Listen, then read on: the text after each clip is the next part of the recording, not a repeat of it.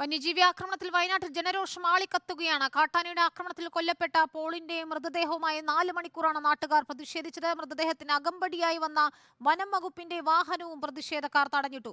ഇപ്പോൾ പോളിന്റെ മൃതദേഹം വീട്ടിലെത്തിച്ചിരിക്കുകയാണ്. ദീപക് മോഹൻ ചേരും വിവരങ്ങളുമായി. ദീപക്, അവിടെയും നാട്ടുകാർ പ്രതിഷേധിക്കുന്നത് കണ്ടിരുന്നു. എന്താണ് വിവരങ്ങൾ? ഈ കുടുംബം നാളെ അനാഥമാകരുത്, ഈ കുടുംബം നാളെ അനാഥമാകരുത്. അത്രയേ ഉള്ളൂ ഞങ്ങൾക്ക്. ഉത്തരവാദിത്തപ്പെട്ട ആരെങ്കിലും വന്നോ? ഈ ബോഡി ഇങ്ങോട്ട് കൊടുത്തുവിട്ടു. ആരാണ് കൊടുത്തുവിട്ടത്? ആരുടെ കയ്യിലാണ് കൊടുത്തുവിട്ടത്? ഉത്തരവാദിത്തപ്പെട്ട ആരാണുള്ളത്? ഈ തീരുമാനത്തെ കുടുംബത്തെ നാട്ടുകാരുടെ വലിയ തോതിൽ വീട്ടിൽ മൃതദേഹം എത്തിച്ചു. ആംബുലൻസിൽ നിന്ന് ഇറക്കാൻ എന്താ നിങ്ങളുടെ ആവശ്യം? ആവശ്യം ഇവിടെ DFOയും CCFും കളക്ടറും ADയും വന്നിട്ട് ആരോണോ ബന്ധപ്പെട്ടവര് അർഹമായിട്ടുള്ള ആനുകൂല്യങ്ങൾ കൊടുക്കാമെന്നുള്ളത് എഴുതി ഒപ്പിട്ട് രേഖാമൂലം എഴുതി ഒപ്പിട്ട് പ്രാവർത്തികമാക്കാനുള്ള ഉത്തരവാദിത്തമുള്ളവർ ഇവിടെ വരണം. അതാണ് ഞങ്ങളുടെ ആവശ്യം. തീർച്ചയായിട്ടും മന്ത്രിമാരോ അല്ലെങ്കിൽ അവിടെ ഇരിക്കുന്ന MLAമാരോ പഞ്ചായത്ത് ഉദ്യോഗസ്ഥന്മാരോ അല്ലെങ്കിൽ ഉദ്യോഗസ്ഥ പ്രമുഖരോ അല്ല തീരുമാനം എടുക്കേണ്ടത്. ഈ കുടുംബത്തിനോട് ഉത്തരവാദിത്തപ്പെട്ട ആളുകളാണ് തീരുമാനം എടുക്കേണ്ടത്. അവരോടാണ് സംസാരിക്കേണ്ടത്. അവരവിടെ ഇരുന്ന് തീരുമാനിച്ചിട്ട് ഞങ്ങൾ തീരുമാനം ഉണ്ടാക്കിയെന്ന് പറഞ്ഞാൽ അംഗീകരിക്കാൻ മാത്രം വിഡ്ഢികളൊന്നുമല്ല വയനാട്ടിലെ ജനങ്ങള്. മനസ്സിലാക്കിയിട്ടുണ്ട്. ഇതിനു മുമ്പ് ഒരു കടുവ മരിച്ചു 5 ലക്ഷം കൊടുത്തിട്ട് ഇന്നവരെ ബാക്കി പൈസ കൊടുത്തിട്ടില്ല. അതിന്റെ ആവശ്യമില്ല. കൊടുക്കണം. ആ വ്യക്തിക്ക് അതിന്റെ കുടുംബത്തിന് ജീവിക്കാനുള്ള കണക്കാക്കി തന്നെ കൊടുക്കണം. അത് കയ്യോടെ കൊടുക്കണം. പിന്നീട് വായ്പ വെക്കുന്ന കാര്യത്തില്ല. ബാങ്കിൽ നിന്ന് വളർത്ത് കുടുങ്ങിയവരെ ഈ ജനങ്ങളെ മൊത്തം ഇവര് പറഞ്ഞു ഞങ്ങൾ ഗവൺമെന്റിലേക്ക് ശുപാർശ ചെയ്യാം, 40 ലക്ഷം രൂപയുടെ ശുപാർശ ചെയ്യാമെന്ന്. ആരെയാണ് ഇതൊക്കെ പറ്റിക്കുന്നത്? ഇന്ന് വരെ ശുപാർശ അല്ലാണ്ട് എന്തെങ്കിലും നടന്നിട്ടുണ്ടോ? ഇന്ന് വരെ ശുപാർശ അല്ലാണ്ട് 1 രൂപ കൊടുത്തിട്ടുണ്ടോ? മനസ്സിലാക്കണത്. കളക്ടറോ CCFോ അല്ലെങ്കിൽ DFO ഇവിടെ എത്തണം. നിർബന്ധമായിട്ട് എത്തണം. കലക്ടർ എവിടെ? വന്നിട്ടില്ല ആരും. മാനന്തവാടിയിൽ അജേഷിന്റെ കുടുംബത്തിന് ചെയ്തതുപോലെ ആ സ്പോട്ടിലാണ് അവർക്ക് ഒപ്പിട്ട് കൊടുത്തത്. അതുപോലെ ഇതും ഇവിടെ ഒപ്പിട്ട് കിട്ടിയേ പറ്റുള്ളൂ. അതാണ് ജനങ്ങളുടെ വിഷയം. അല്ലാണ്ട് പിന്നെ എന്നുള്ള ന്യായം വേണ്ട. അതുകൊണ്ട് നടക്കില്ല.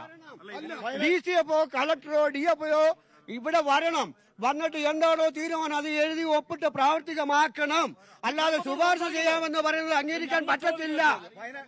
ഈ പാവപ്പെട്ട ഒരു മനുഷ്യനെ ബോഡി പുൽപ്പള്ളിയിലേക്ക് കൊണ്ടുപോയി. ആരാണ് കൊണ്ടുപോയതെന്ന് ഈ കുടുംബത്തിന് അറിയില്ല. തീരുമാനം ഉണ്ടായി എന്ന് പറയപ്പെടുന്നു. ആ തീരുമാനം എന്താണെന്ന് രേഖാപൂർവ്വം കുടുംബത്തിന് അറിയില്ല. ഇവിടെ ഇന്നലെ ചർച്ച നടത്തിയിട്ടും രാഷ്ട്രീയ നേതാക്കന്മാർ മാത്രം ഇടപെട്ട് നടത്തിയെന്നാണ്.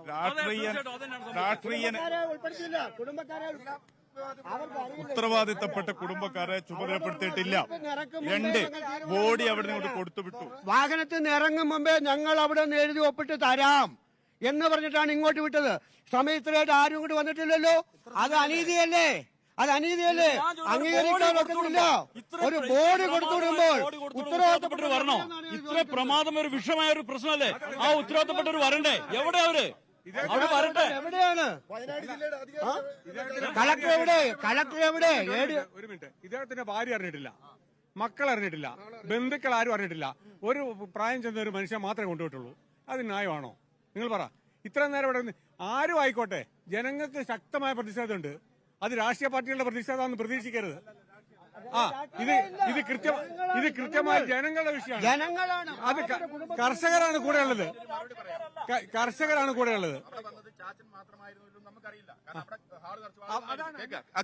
ആ ചാച്ചനാണ് അവിടെ ആധികാരികമായിട്ട് ഏറ്റുനിന്നിട്ട് ഇവിടുന്ന് തീരുമാനിച്ചാൽ പോരാ, നിങ്ങൾ എന്ത് തീരുമാനം വേണം നിങ്ങൾ എടുത്തോ.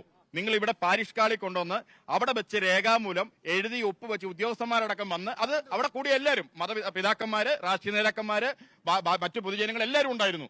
ആ മീറ്റിംഗ് വെച്ച് അങ്ങനെ സംബന്ധിച്ചാണ് നമുക്കിപ്പോ ചെയ്യേണ്ട കാര്യം എന്താണെന്നറിയോ? നമുക്ക് അവരെവിടെയെന്നാ ചോദിക്കുന്നത്?